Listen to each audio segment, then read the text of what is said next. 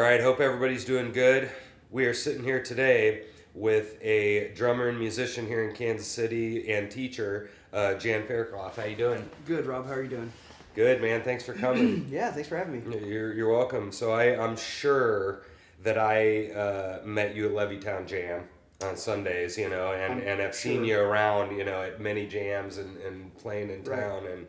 And but you and I don't know each other super well, and I'm not really. I have absolutely no idea about like your history of playing music. So could you explain a little bit about like how you got started playing and all that? Sure.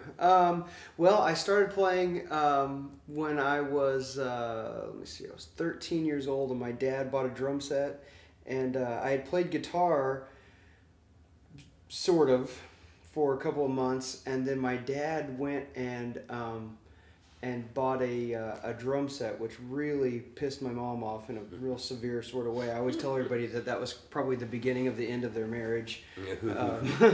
But he bought a drum set, and man, I just took to it, and it was just something just happened to me. I mean, and it was just from then on, it was everything. It was drumming to the exclusion of everything else. I quit doing any sports that I was into, and I wasn't that into sports anyway, as you can tell. But I quit doing any sports, and all I really wanted to do was just play music. And I played, and within a month, I was in a band. I mean, literally within a month of having a drum set, I started playing drums in like April or May of 1990, and by the beginning of that summer, if not by the end of that school year, I was playing with this buddy of mine, Wes Wagner, who's an incredibly accomplished guitar player at this point, and he was great then too. And I lived in Garden City, Kansas, so there weren't a whole bunch of musicians to choose from. But he was the only guy, and I was very fortunate that he was my age and that he wanted to play with me because he was extremely talented. And I really look at starting to play with him, even though we were both 8th or 9th graders, that he was that talented at that point, that he was the only peer that I had really that I played with. And I got a really valuable education and kind of sense of work ethic from that guy, even at that young age. And so I started playing in a band just right off. That's all I wanted to do. I didn't have any aspirations of getting good on the drums or being a good musician or anything else. I just wanted to play. To Appetite for Destruction and Master of Puppets. Those were my records, and I loved just playing the drums. And so it was. Lars fan then, huh? What's that? Yeah, Lars, absolutely. yeah. And people give that guy a lot of grief, but I mean, he was, and he still is a great drummer. He's a good drummer for that band. Oh yeah. And I haven't really followed a lot of Metallica since 1992 or anything. But before that, those first 5 or 6 records were incredibly important to me, at least. But anyway, so I started playing then, and then the whole grunge thing happened, and that was incredibly important to just my life in general. And it was just one thing after another. I was just playing in bands, and I went through high school, and in high school I started playing in jazz band, and I was by no means a jazz drummer. I'm still not really, but I can sort of fake my way through it better now than I could then, and so I started playing, in jazz band, and then marching band and concert band, and just everything else. Then eventually I became and played in all kinds of bands in high school, and then I went to college and actually went to college for music. I never got my degree, mainly because a couple of reasons. First of all, I was really immature and just kind of lazy at that point in time, and also I was playing gigs. I was playing gigs with country bands around Southwest Kansas on the weekends, and I was kind of doing what I wanted to do anyway. So I went to the University of North Texas for a minute. University of North Texas, I really was not a huge fan of. Their idea of of instruction, at least in my eyes, at that point in time, and I know it's a really well-regarded school for good reason, but really what they wanted to do, for me at least, was just really tear me down and then build me back up, which works obviously for a lot of people. It did not work for me. Yeah. I'm not that guy. If you tell me I suck, that's not going to make me work harder. It's going to piss me off, and then it's like, and then I'm not going to hear anything else you say, and then it just is going to, it's going to have a very negative effect on me personally. But it works for a lot of people, obviously, because that's a great school. But then, and I'm really glazing over everything here. But then, after going to North Texas for a little bit, I moved to Kansas City, and I moved to Kansas City in 1999, at the very beginning of 1999, and I moved up here, worked at a bank, worked at UMB for like a year and a half. I played just a few little gigs around town.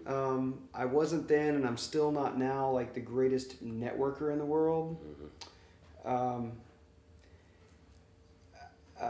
think that a lot of people, you know, a lot of older musicians, they put so much importance on networking and the hang and schmoozing and all this, and it really just, I'm just not that guy. If I don't know you, I'm not going to pretend like I've known you for 20 years and that we grew up and that we were neighbors, and you know, I mean, I have to get to know somebody really well before I can really be outgoing with them. And so because of that, it was kind of a handicap. I mean, I wish I would have been better at that, but that's interesting. Yeah, but I wasn't. And so it took me a while to sort of get my bearings, and you know, and I'm also not the kind of guy that's going to, I mean, I think that, you know, in a perfect world, you know, musicians get to a certain status because they're good.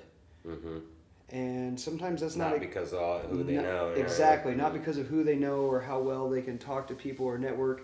I think it's much more important, and it creates a foundation for more long-term success if you are actually good at your instrument. And if you are actually good at playing music, I think that's a much more important thing than being able to schmooze. So I just was not the best network in the world. It took me a little while to kind of get to the point in Kansas City where I was, to where I started to know some people. And then finally, in like November of 2000, I started playing with the Cobalt Project, which was Brandon Hudspeth on guitar, Sue Stubbs on vocals. We sort of had a couple of different bass players. We had Jim Rainin on bass, and then we had Alan McGinty on bass and Wayne Smith on bass. And then we had the late, great, infamous Howard Collings on keyboards, who, if nobody, some older school people around here might know who he was, but he was one of the biggest characters I've ever met in my entire life. I could talk for hours about all the crazy things that Howard Collings did, but a great guy, and that was a really great band, and it was really a lot of fun. And then I got a road gig, and that was in 2000 when I joined the Cobalt Project. Well, in the summer of 2002, I got a road gig with this guy named Scott Ellison from Tulsa. So I quit playing with Cobalt Project and went on the road with Scott for a summer. I got done with that, and then Brandon and I, who we were roommates at the time, Brandon and I started Levee Town. We got this idea for this blues band that we were going to start, and we, you know, and it was, at the time, it was kind of modeled after like almost like a North Mississippi All-Stars thing, because if you ever listen to that first North Mississippi All-Stars record, it was great. They took a lot of very traditional bluesy kind of stuff and kind of things, and then just kind of really made it their own, and we were really intrigued by that. And like From the Cradle, that Eric Clapton record, I thought those records were so brilliant because they were like really, I mean, they took very traditional blues stuff, but then they really kind of made it their own, and it wasn't like taking blues and just kind of mixing it with rock and just calling it blues rock. It was actually it was deeper than that, and it was really cool. And so that's what Brandon and I wanted to do, and Jimmy Meade was you've seen the movie Half Baked where they have the guy sleeping on the couch. Well, that was kind of like Jimmy. Yeah, it's funny. Jimmy was the guy that was kind of slept on the couch, and finally he just kind of lived there, and we were like, and so he was living with us, and Jack Garut had just moved to town with his wife, and so we hooked up with Jack, and initially it was going to be Jack and Brandon and I were going to do a 3-piece. But I'll never forget the first day we were going to do a rehearsal. It was one afternoon, and Jack came over to the house, and it was me, Brandon, and Jack, and then Jimmy just kind of brought his amp and stuff down and started playing with us, and we were just, and from the second that Jimmy started playing with us, it was great. I mean, the four of us were just, it was really cool, but initially we had only planned on being a 3-piece, and then Jimmy just kind of started playing, and no one really said anything, and it was cool. It was great. We had, and that was the beginnings of a, I mean, geez, they're still playing, you know, but it's not the same lineup. But I left in 2014, and so from 2002 until the beginning of 2014, which was about 11 and a half years, we played constantly. And Jimmy and Brandon and I lived together for most of that time. And I mean, we played 3 or 4 nights a week at least. Wow. Yeah. I mean, and that was every single week. We played literally thousands of gigs. That I've never been in a band in my life that was tighter than that band. I mean, it was unbelievable. And Brandon and I had such a chemistry together as far as playing goes. And I mean, still to this day, I still play some gigs with him, and it still is. It just, we don't play together nearly as often as we did, but it's just one of those things that never goes away. Yeah. I can feel. There's not a soloist that I have ever played with on any instrument that I have more chemistry with than Brandon Hudspeth. It just is.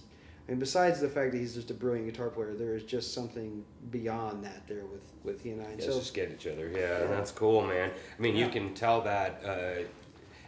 Because again, I don't think I've ever seen you guys outside of the jam. When I was coming down when you were there. But yeah, I mean, you can feel that you guys just know what each other's gonna do, and it's just insanely smooth, even with jammers. Yeah. You can still tell that you guys know what you're gonna do, and that's really nice to be able to find somebody like that, because you don't always get to. We always find good players, but there's this whole other level, like you said, that you just understand the person.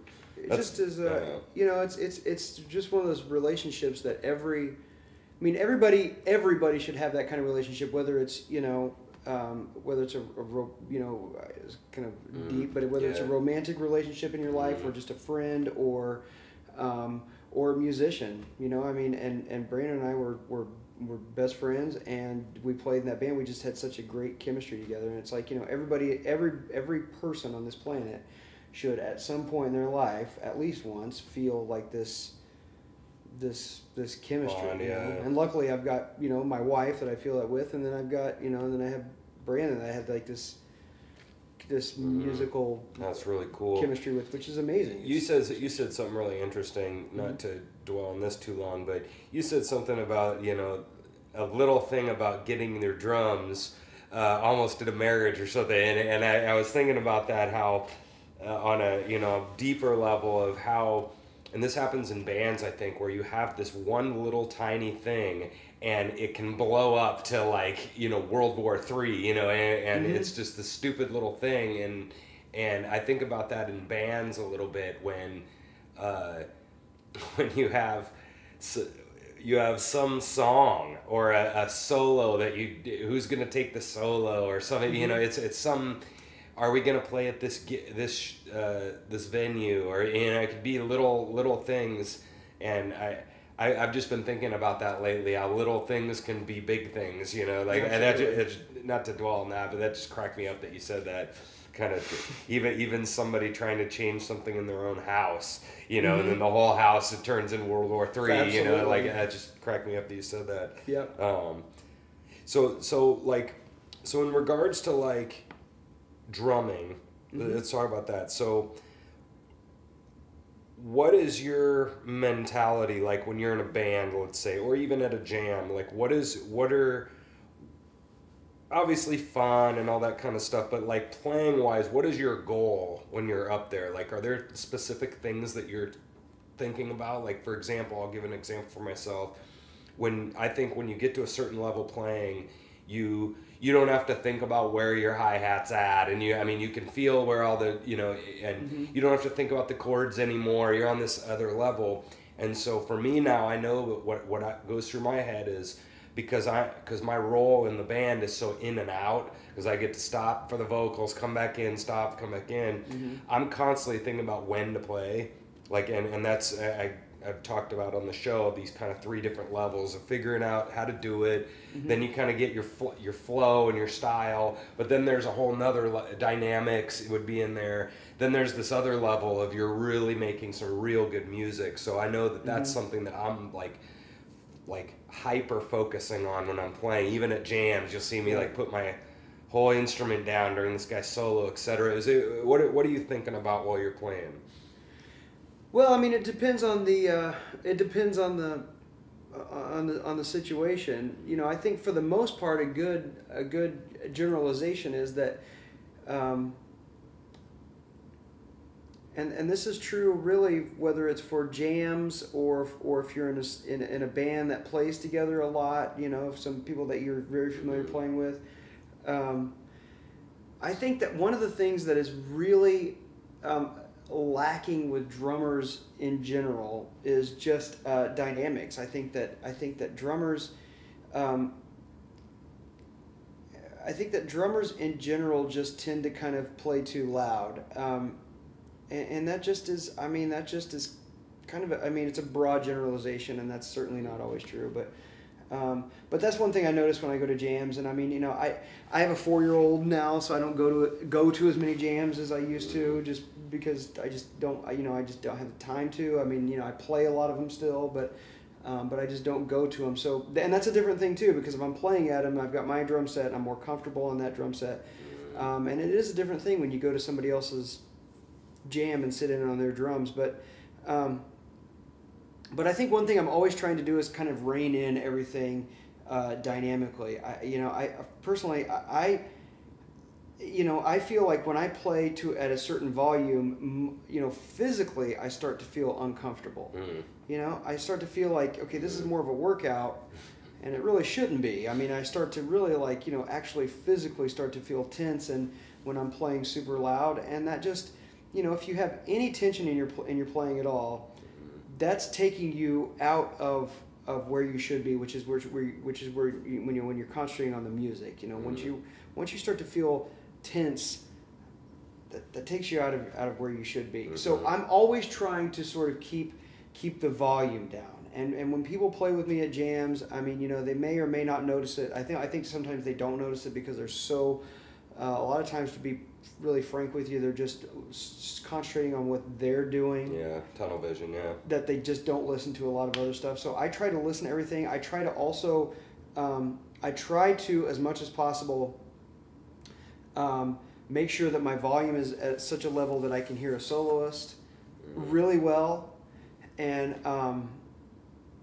if that means that, I get that, for instance, if there's a harmonica player that's playing over here and they're amplified and you can hear them a lot out front, but you can't hear them up on stage, then what do you do there?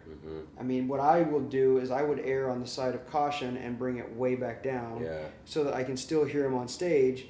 And it may be at that point, you've got so much volume going out front and that you're going to be totally too soft, But I would rather have that problem than burying someone musically. I have noticed that with you, and that's one of the reasons why I liked your playing, is because you just don't blast over everybody. And I love that you were talking about the tension part, because there's like a physiological thing that even happens that they mentioned, and so like I totally agree with that, and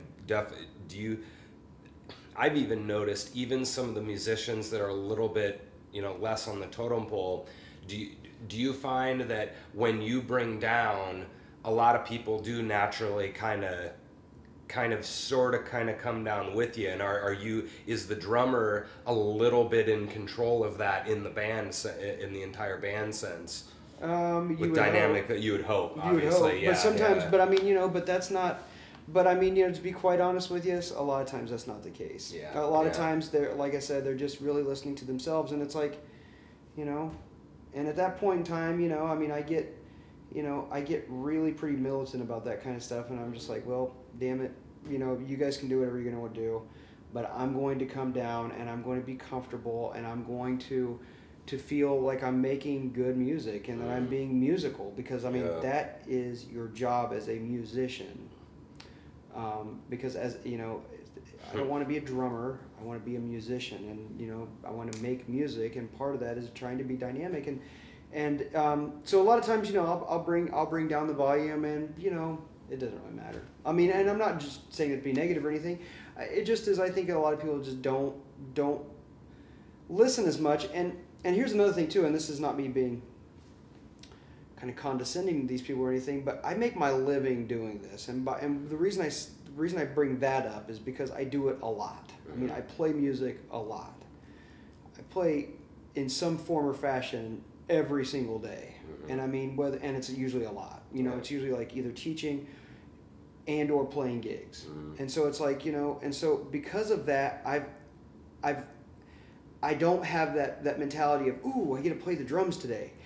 You know what I mean? And I mean, I'm excited about it, and I love doing it, and it's a part of my being, but it's like, it's also to the point where I can calm down and go, okay, now I'm not, it's not like I haven't played drums in 2 weeks, you know what I mean? It's like I play them all the time, so it's like I really, I'm used to playing them, so that, so now I just want to kind of concentrate on making music, and I think that sometimes, the people who just come to jams a lot, just kind of, that's kind of lost on them, and I don't blame them for that. I really don't. I mean, but on the other hand, you are making music, and it needs to, you need to listen to your volume. I just think that's an important thing. The other thing that's important is just tempo and time. That should just go without saying. I mean, when I practice, and I try to practice a lot, I do everything with a metronome. Everything. And that is about the most unsexy thing that I've found that you can tell another drummer. I mean, as a teacher, I tell people that all the time. Play everything, every single thing that you play with a metronome. Unless you're playing to a record, or playing live. Play every single thing to a metronome. And man, people go, oh yeah, man, that's a great idea. That's awesome. I'll just totally do that. And then they never do it. Yeah. They never do that. It's just because it's, they'll do it they'll turn on metronome for about 10 seconds. They're like, oh, that's hard. That kind of sucks. Click, you turn it off and it doesn't go back on. But you have to fight past that. And it's like, I just think that is just such a basic, important thing to do. It's like an athlete. It's like, how many times did Michael Jordan practice shooting free throws, or dribbling, or passing the ball? And I mean, I know nothing about sports in general, but he did it. He spent a lot of time on that. How many times did Tiger Woods putt? Yeah, right. I mean, these aren't sexy things. They aren't fun things, but it's the only way to get there, right? Exactly. I mean, yeah. You said something interesting about kind of flipping over to the jammers. This is a frustration of one of the reasons why I want to do the show, is to get this kind of question talked about a little bit, is that why everybody comes to the jams, and you just hit on that, is that some people are coming there me, and then some people are coming there, even though it's a jam, we want to make this musical experience as musical as it can, as quality as it can, and I'm definitely in that. Like I've said this on the show, if I had the chance to get up with Dave Hayes' house band every time, I would choose that. Of course. And that's one of the guys I was going to mention. Or Levee Town's house band, I would choose to be up there with Brandon and Jack or whoever, or these handful of pretty good jammers. I mean, there's a handful of jammers in town that are very good, or more than a handful, but I would always want to do that, because I like you said, you have a purpose of why I'm here, and I'm here to hustle. I'm trying to get gigs. I want to be known in town, and I'm very upfront about that. It's fun, yes, but I want to have this be the better I play, the better this looks. Because the better you play, the better I sound, and the better I play, it's really reciprocal. And so when I get up there, I want everybody to sound really good. And when a guy's up there after 6 beers, or a guy's up there after, you know, just kind of that this is fun. And I went to a jam last night. This chick got up, she's like, okay, and I've heard buddies joke about this before. All right, I'm gonna play this song, you know, that I wrote like 4 seconds ago. And here we go, you know, and I'm just like, you know, I'm like, dude, so you wrote this literally today and you're gonna perform it tonight for real, you know, like, and so that's just the difference of opinion of somebody like you and I think we're on the same page there. And like, so I'm trying to, the bigger philosophical question I'm trying to do is, obviously somebody like myself needs to realize that these guys have not had 400 violin lessons like I have, and so I need to be flexible with them, obviously, because this isn't a band, this is a jam. But where's the balance there of them kind of, you know, them kind of maybe sucking it up and maybe learning a little bit of that etiquette that we need to know, and maybe a drummer not doing this all day and cueing, okay, you know, like what's your opinion on that of like where the balance is? And it's a hard question to answer, but you know, what should everybody be doing at a jam, you know, mentality wise? Well, you know, I that's a good question. I think that for the most part, as far as like, you know, going back to what you said about the person who was trying to,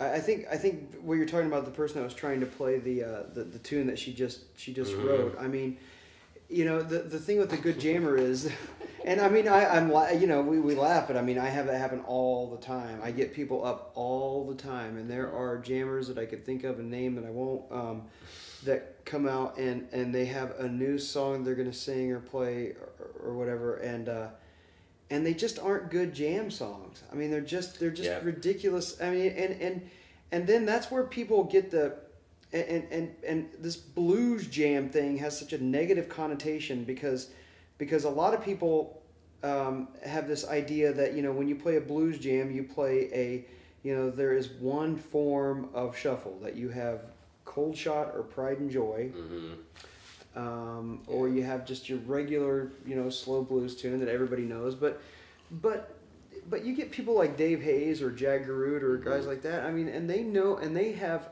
a million different songs that fall into that basic framework. But they're good jam songs because they're not typical. Yeah. But they understand, those guys understand the parameters of what you need to do, and then there are things that you can do in the middle of those songs that differentiate them from your regular jam tune. And I think that kind of stuff is important, and having big ears and being able to pick up on that kind of stuff. And part of that is experience. I mean, you know, you just don't develop that overnight. I mean, Dave's done many jams. Jack is done older many, older than the hills. Yeah. I'm just kidding. Yeah, Jack. I'm kidding. You're old. He was already on the show. You didn't want to, you know, give him crap. I know, but I know what you mean, because that's a skill, right? And that's a skill. Like I always mention, like Miles Davis was a person like that, where he had he had anybody could come do it. Everybody wanted to go play with him, but when he did his fusion stuff, he's like, no, I want this exact guy, because he had an eye and an ear for, I want this guy to play his stuff over this weird thing, and he was able to analyze the qualities of this player. It wasn't about him being good; it was about exactly what he could do for them. And I think a lot of people do that, where they'll come up and they'll drop an 8-chord tune on everybody, and I'm like, dude, that's really dumb, you know, or and they can't think through the song and know what kind of hard is going to be, and then they're also not looking at the players on the bandstand and know it, like that happens all the time, right? I heard a guy called Layla the other day at the jam. I'm like, you freaking idiot, what are you talking about? Like, yeah, that's a pretty involved song, man. That's as an example of a song, you know, and oh my gosh! Like, that's just, you know, there are just certain things that won't work, and I mean, that's just You know, and to those kind of people, again, not to be a jerk, but you know, if you want to play those kind of songs, they have a word for that. And it's called a gig. Mm-hmm. Get your own. Mm-hmm. You know, and I'm not being rude, by I know I don't mean to be rude when I say that, but I've heard that from a lot of people, and if you're just going to go, and if it was just me, and I have done this for so long, and I am a confident enough person where, you know, you're not going to embarrass me. Mm-hmm. And I mean, I'm just saying that, you know, I mean, you can come up there. I don't care if, I mean, you're not going to make me fall flat on my face hard enough to where I'm going to be, you know, upset about it. Because Right. trust me, I have done it Yeah. so many thousands of times that I'm over it at this point. But what does irritate me is that when people bring out these songs and that everybody else doesn't know, and then you have these, and especially if I'm hosting a jam, it's like, well, I'm hosting a jam. You're not going to probably embarrass me to the point where I won't have a gig next week. Yeah. But you are going to embarrass some of these other people to the point Mm-hmm. where they're not going to come back, or they're going to feel uncomfortable, or they're just on a human being level. It's rude to do that. Mm-hmm.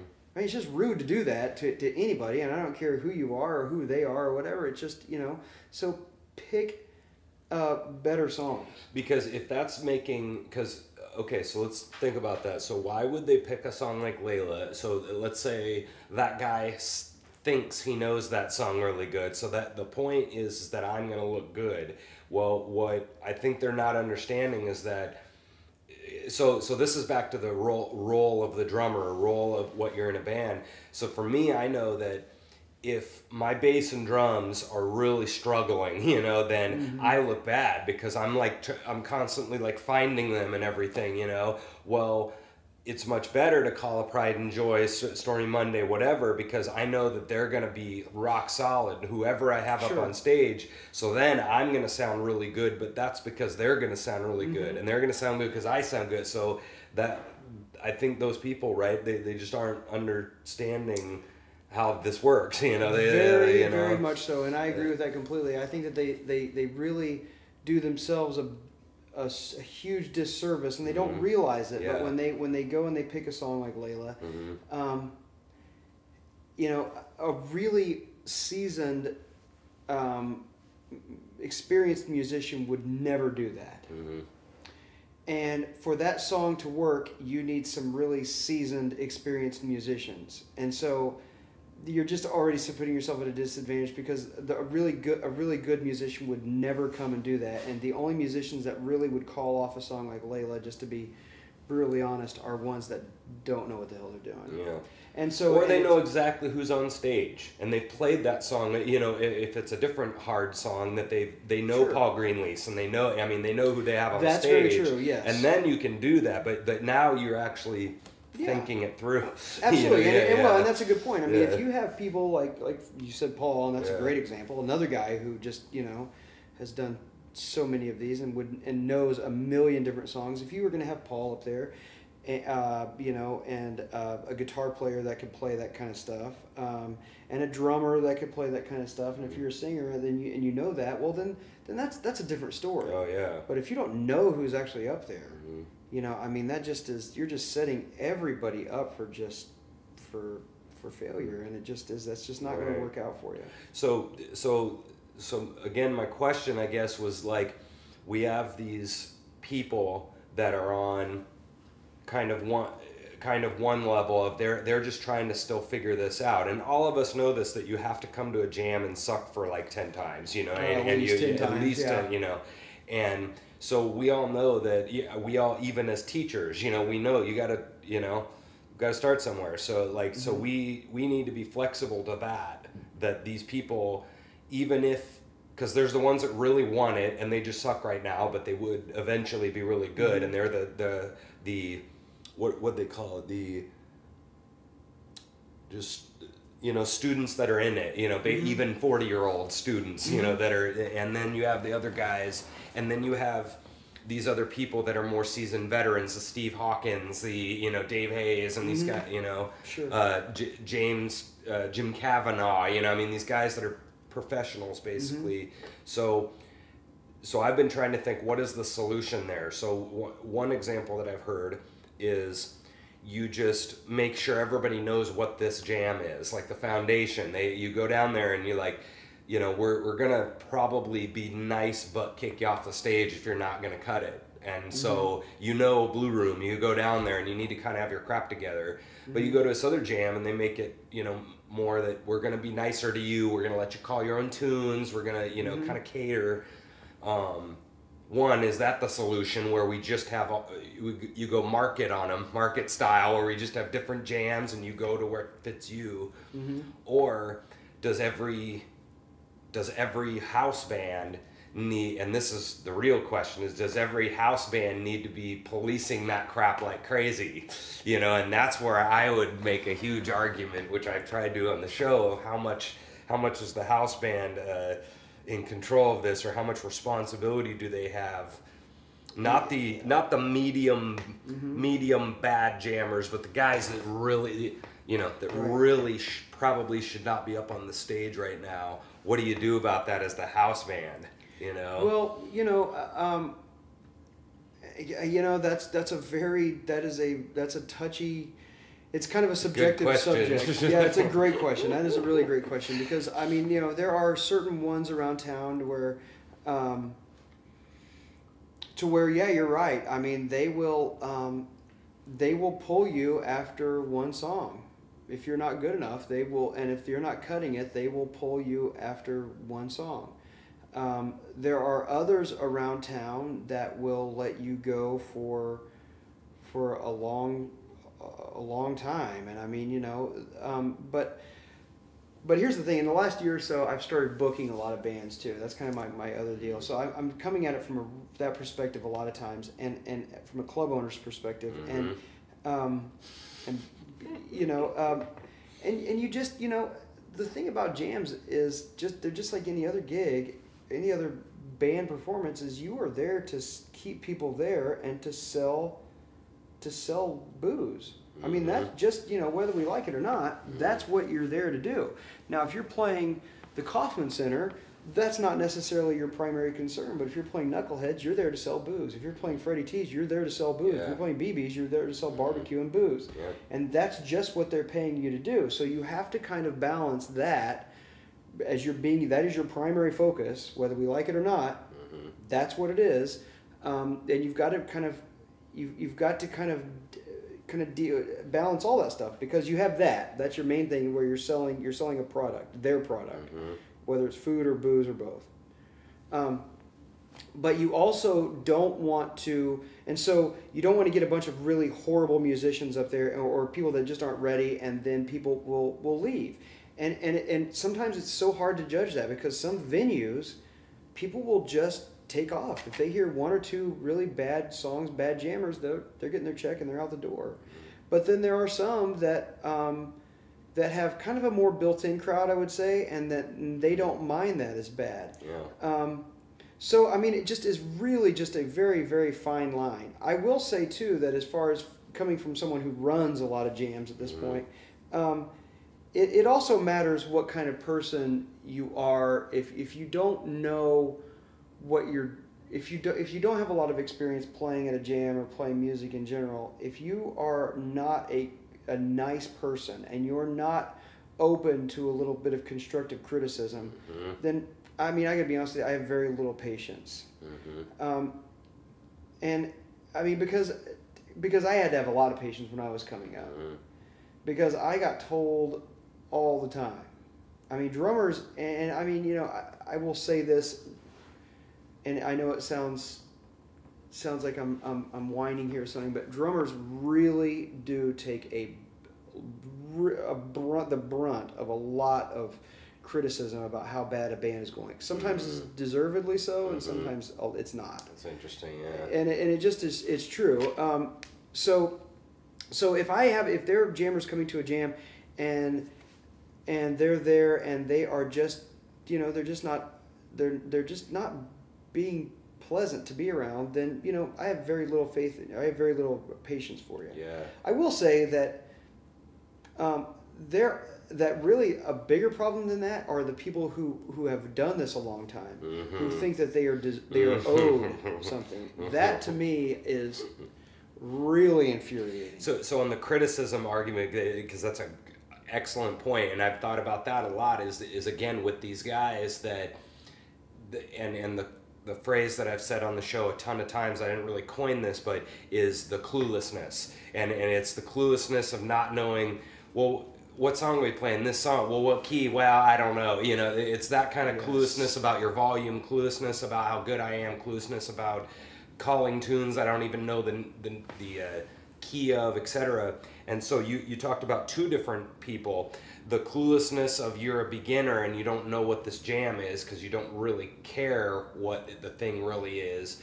And then you have the whole other problem of the veteran who can't take the criticism either, that is really clueless. And they think that they are owed something, which really is beyond infuriating to me, is when you think that you are owed something. You are owed nothing. And if you don't like the way that I'm running this particular jam, then again, go get your own damn gig, because this is mine and I don't have to, you know. And a lot of times it's not just, again, like I said, you can be a jerk to me and I'm fine. I have super thick skin at this point.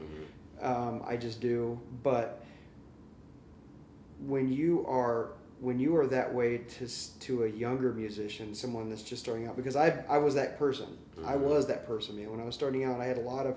You're talking about North Texas and stuff. No, I'm talking about a lot of times in Kansas City, too. A lot of times...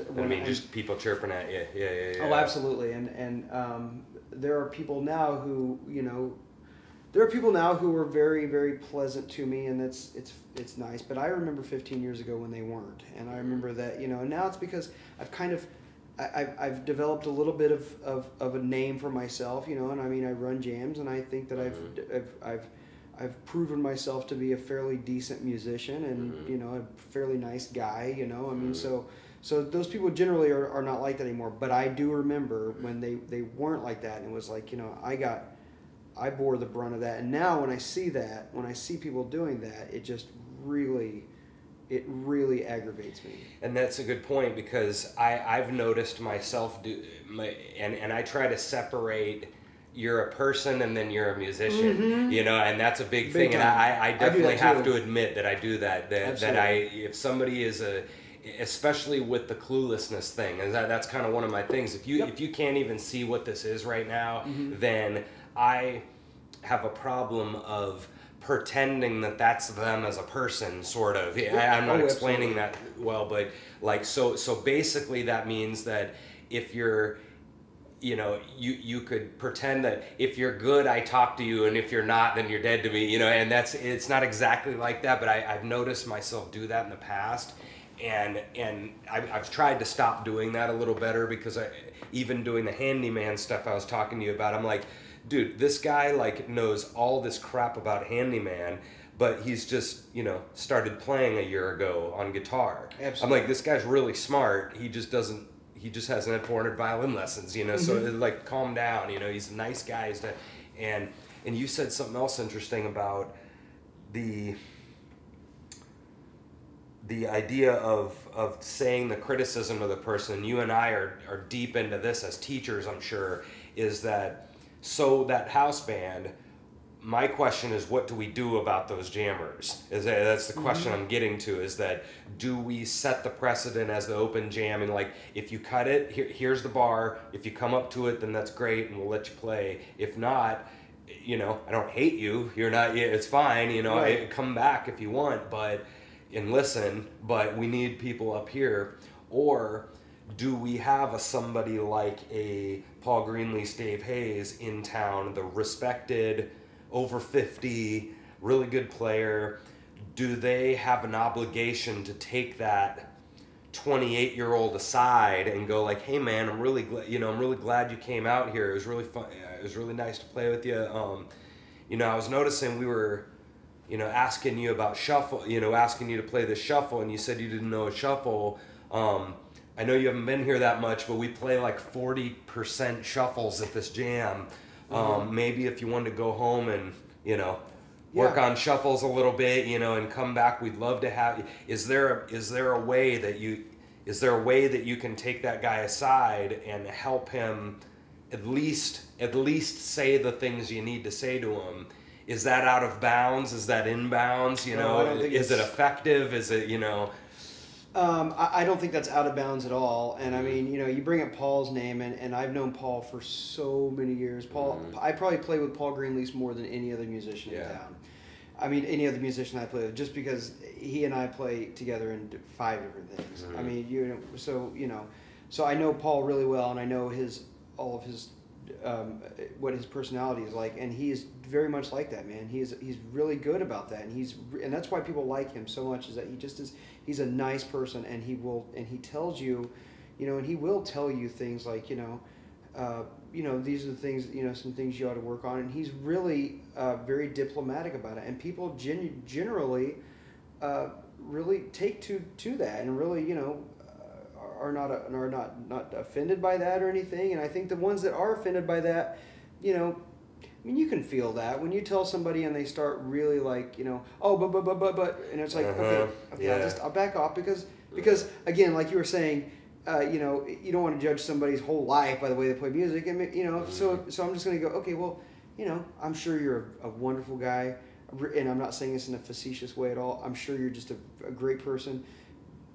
But I don't think you're ready to hear any little criticisms I have, and you know, and I mean, and they're not, and I don't even like the word criticisms, because that just has such a negative connotation. But Advice. It's advice, you know, and I mean, and I mean, I was the same way, man. People would tell me that kind of stuff when I was younger, and it took, you know, it's a skill, it's a muscle you have to develop, being able to like, okay, I'm listening to it, you know, I'm gonna hear what you tell me. And as you get older, you also, hopefully, you get to the point where you can take criticism, but you also start to know what is good criticism and what's bad, and what's like, you know.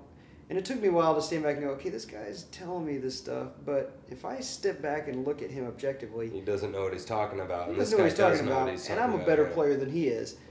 You know what I mean? And I mean, that's not being a jerk. It's hard to tell. Yeah, it's a hard line, but sometimes you can notice it. And you mentioned too the guys that have been in it a while, and sometimes they can be worse than the new guys in that sense, because they already have this, I'm good enough, and then when you have and Paul was just a random example of a known guy in town, good player, respected, etc. You know, and so like and so what you were just talking about is tone, right? When you're coming to them, you're taught. It's not just what you're saying; it's the tone you're saying it, and that to me is like the art of teaching. To me is how you say it, because you can say things in a million ways, and it maybe moving over to the teaching side with that idea. I've been really obsessed lately about it's the diagnosing of something. When you see them doing something, I have, and maybe this is ego talking, but I can do that in about 6 seconds, and because people like you and I are so deep in the understanding of it, you see like 6 things in 6 seconds, you know, and so you're going okay, am I gonna talk rhythm, am I gonna talk tone, am I gonna do dynamic, you know, which measure, you know, I mean, you know, and so to me, it's not the diagnosing of the problem. For me, that's the hard part. It's like how do I come at it, when do I come at it, and if I need to come at, you know, which ones do I need to hit today, and I think I'm not alone saying that's hard. I mean, that's the art of it, you know, and I'm as a still pretty young teacher, I'm struggling with that for sure, and then so the criticism idea, what we're the main problem is the motivation, right? And I've talked about that on the show a ton, is that so the whole point of what's the point of the criticism? Either to get your anger out is bad reason, right, but exactly. The other reason is because you're hoping that there's something that needs to happen later with them. They're going to hear this Aristotle quote from me and okay, Rob, okay, Mr. Foster, I'm going to do it now, you know, and so like that's where I'm struggling with right now. What have you found with motivation with your students? Have you, because one other quick thing is that like you talk about the guys that you have a might or should, you have or you have a might or it won't, and you can say the thing, and this guy might do something about it, and then you have the guy that you just mentioned a couple minutes ago where they're starting the but stuff, and so my question is that guy kind of done right now? Is that worthless to even go into this conversation with him? So therefore, just forget it and give up. You know, I mean, should you give up with him or not give it? This is a huge political argument I'm making right now. Is those people that are done? You know, what's your you know? Well, my thing with that is, and that's a good point. The might or the won't thing is that's a good way to put that, because you're absolutely right. I mean, someone who if I try to give them some sort of criticism, or and if they are already, putting up their excuse wall, they're putting up their excuse wall. Good. Then I mean, I don't have the time or the desire to work to break down that wall. That's not my job. And at that point, I just stopped caring. Number of breaths in life. It just maybe a thing. Exactly. Like how much time. And that's just me. Maybe it's not good, but it's just I just don't have I just don't have enough energy. And when that happens, I just shut down immediately. I'm like, okay, that's fine. But the might thing, I mean, I mean usually those people are just a lot more open, and you can talk to them, and and it's fine, and it's and those are just generally more pleasant people to be around, anyway. They'd be more pleasant to people. They'd be more pleasant in any aspect of life. And the other thing too is I get sort of a different view on that, because I teach a lot of lessons, and I've taught a whole lot of lessons from everybody from 4 years old up to, I mean, I think I have my oldest student I've ever had right now is in his 70s, and I mean, so if they're just doing it, if it's just a 9-year-old who is doing it for fun and for doing it for school too, you have to approach them in a much different way than you are someone who comes out to a jam. If someone comes out to a jam, that's really a pretty big step. I mean, that is a pretty big step from being someone that's just playing drums in your basement to actually going to a bar in front of a whole group of strangers. I mean, it took me a while to figure that out, because it wasn't for me, because I started at such a young age and was so stupid that I was like, I didn't care. I didn't care. I never, ever was afraid of playing in front of people. Not ever. It was like, I'm just so dumb that I don't care if people don't like what I was doing. I just wanted to get up there and bang away on the drums and play Welcome to the Jungle. Yeah, right. I mean, that's all I cared about doing. So then later on it started to get more serious, but it was not like I made a decision to go, okay, well, on such and such a day, I'm going to go to my very first jam session. Right, I mean, that's a big deal. I mean, and if you're an adult, that's even bigger, because, when you're an adult, adults, as you get older, as you know, I mean, as everybody knows, every adult knows, it gets more and more uncomfortable to be told that you're not doing something correct. Yeah. I mean, and so it's like, because you've been wasting 20 years, right? I mean, this is a whole, even you're dropping people that, I mean, they've been Christian for 30 years, and then you're like, hey, you're actually been wasting 30 years of your life. I mean, how are they going to take that? Not well. Right, exactly. I mean, it's more extreme, but right. It's that, yeah. No, that's, and so,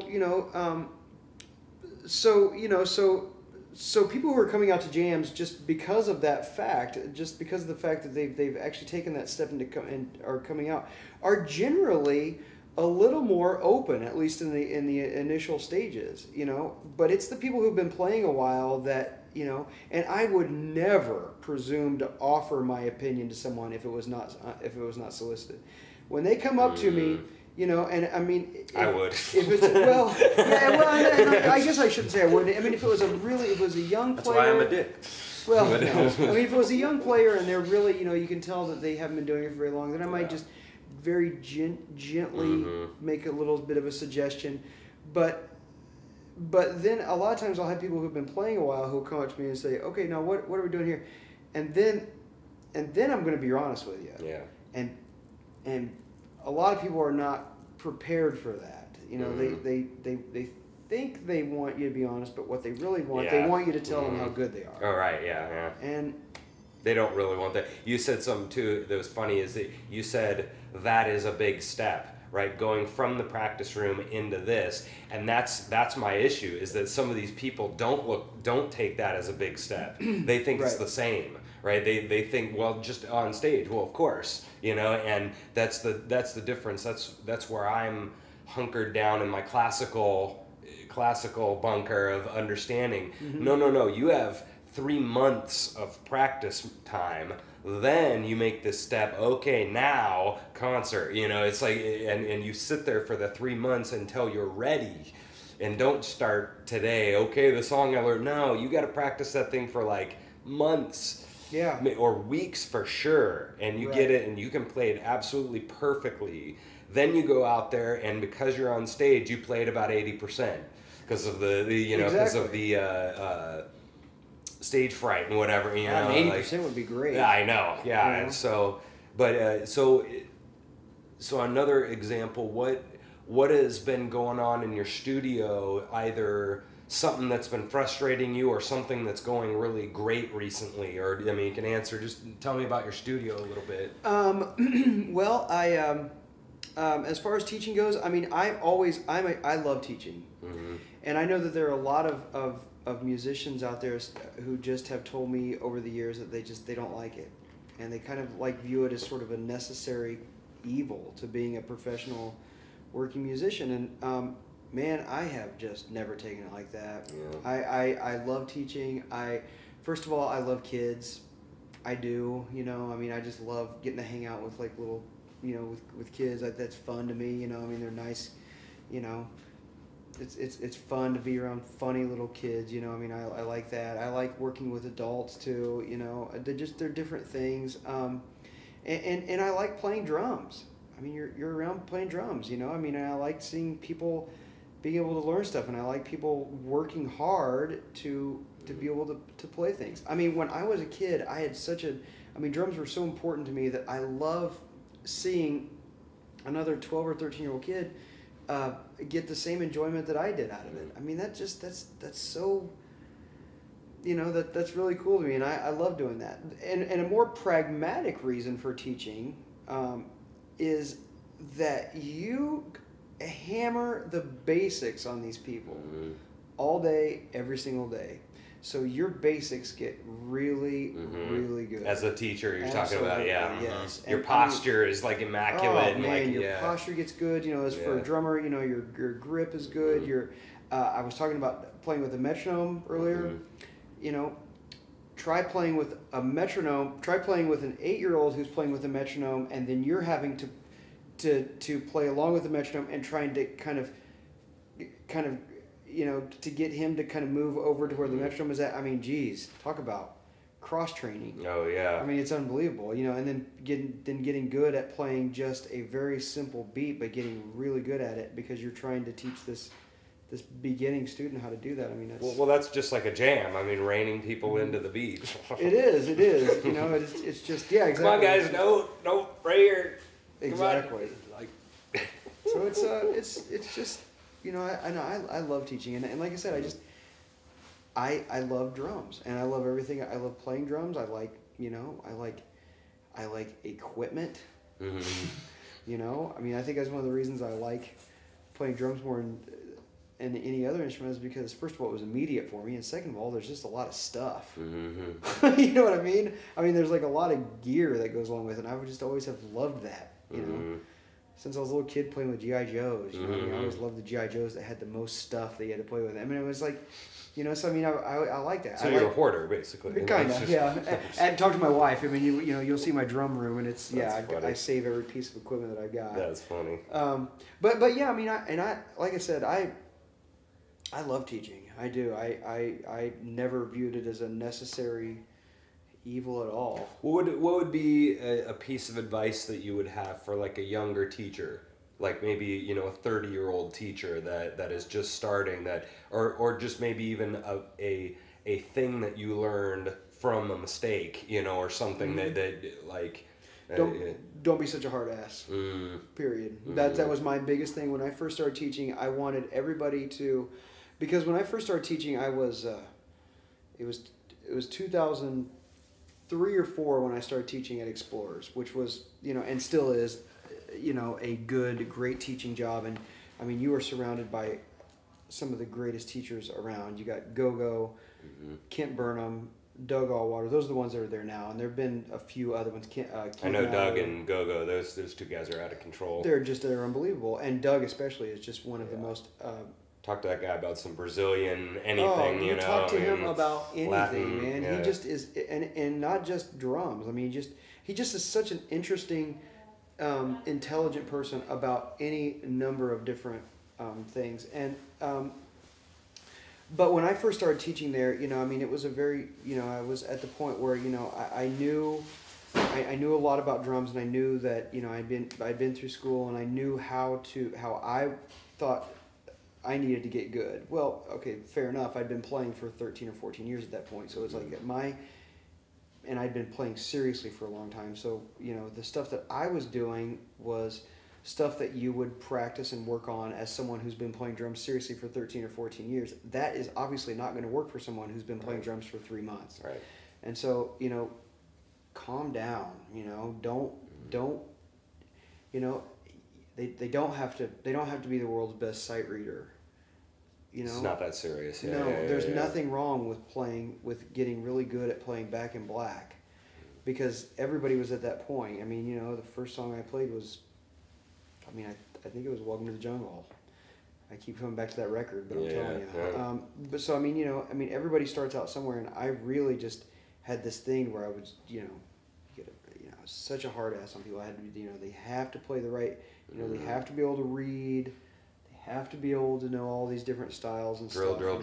drill, all this stuff. Yeah, I've had a huge problem with that lately, and definitely a huge mental trying to understand that idea of how hard do it, because that's the other kind of question is, when do you say it, if you say it, how hard do you go out in the tone, how hard do you push, what's the expectations, what's on myself to them.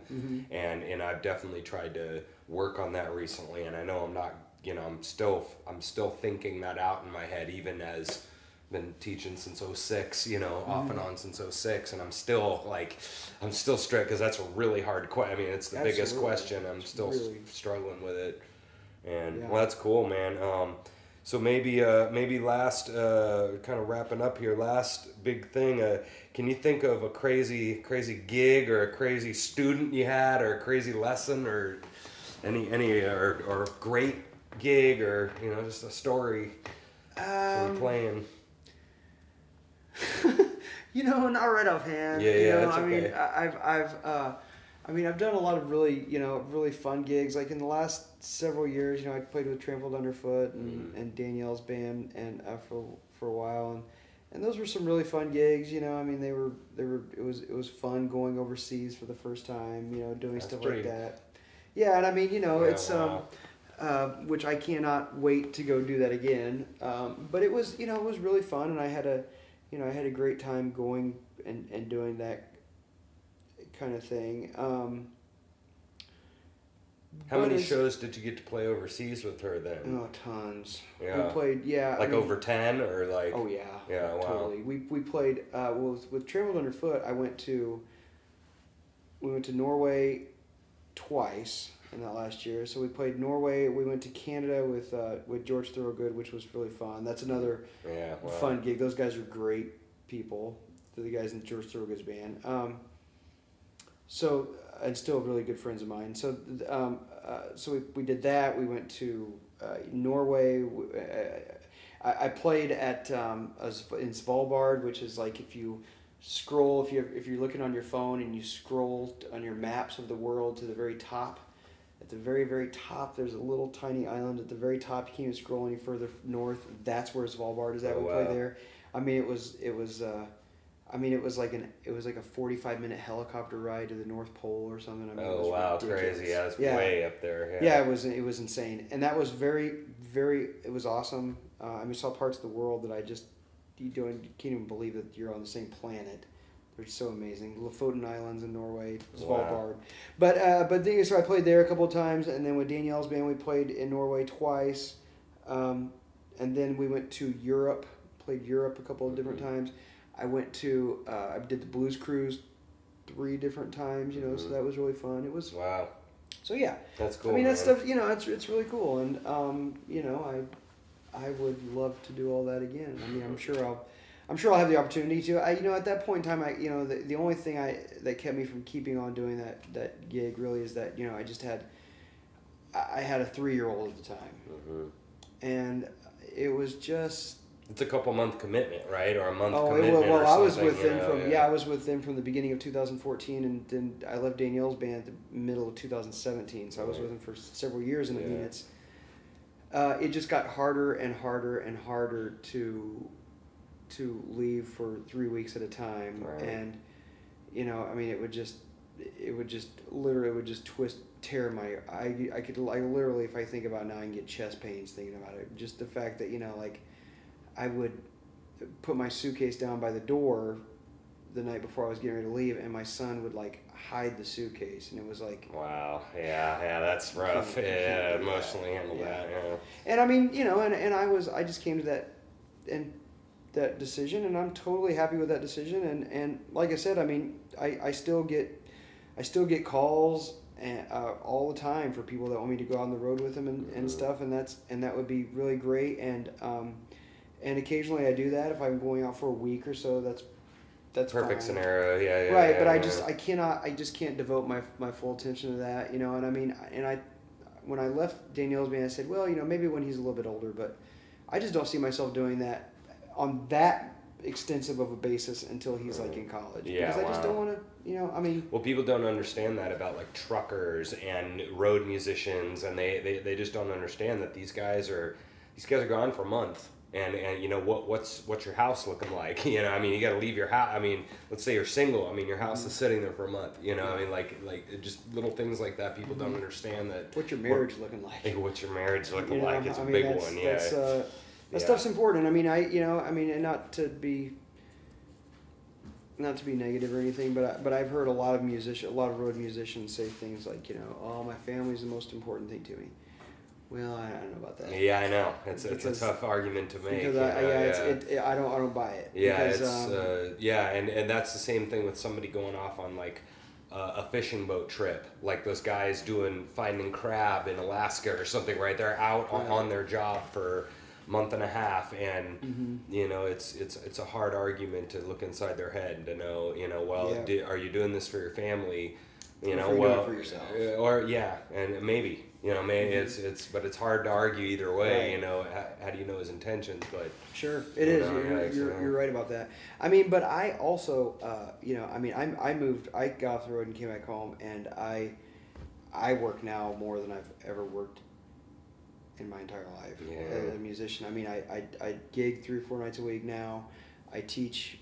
I think I have 35 kids that I teach now. That's great, man.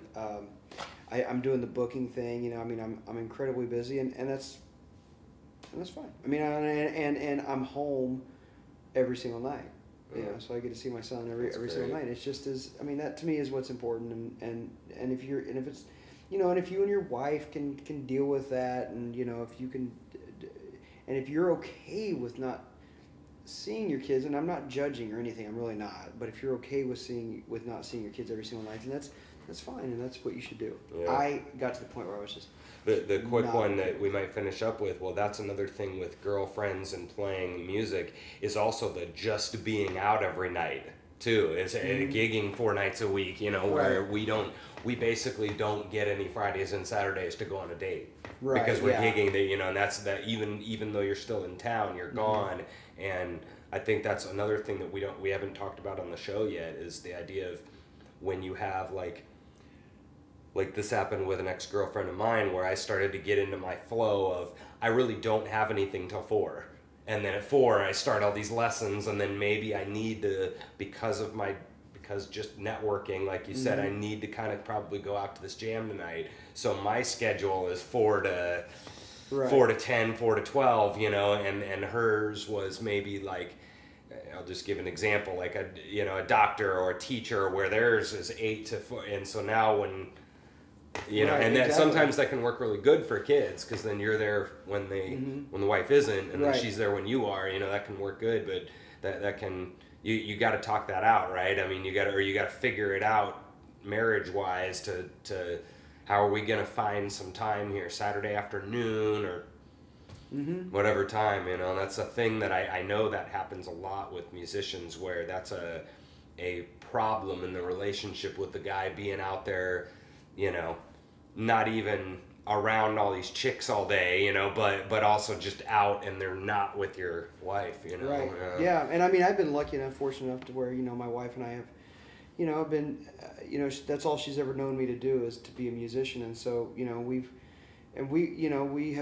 work together well enough, and we have enough respect for each other, and really have a desire to make everything work to the point that we have built our lives around that.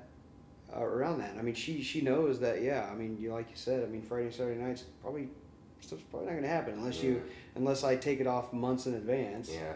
You know, but that's what Monday nights are for. Yeah. You know, so cool, man. Well, tell everybody. I know you've been playing with Jack at Hideout once in a while. You know, I'll see you guys do it. Give him some plugs about what you're doing. Well, I play. I do that Monday night jam with Blue 88 occasionally, and then I do it with Jack Garud occasionally. I do the Knuckleheads jam on Sundays fairly frequently. When Levee Town's out of town, Paul Greenlease and myself and Sean McDonald run that jam, and so I run that quite a bit, probably about half the time at least. And then I play with a country guy named Philip Michaels. He's a singer, and Paul and I play with him. And then I play with Patrick Recob and the Perpetual Luau All Stars. I'm playing with him tonight, as a matter of fact. And then, you know, just any number of different sub gigs. You know, I mean, I get called to sub stuff all the time, and then I teach, like I said, 30 plus lessons every week, and so that's great, man. Yeah, that's great. If anyone wants lessons, give me a call. On Facebook or anything else. Yeah, we'll put your name up here for sure on the thing. Jan Faircloth. Rob, thanks so much. Thanks for having. It's great being here. Thanks for coming, man. We'll be back next time. Get out of here. See ya.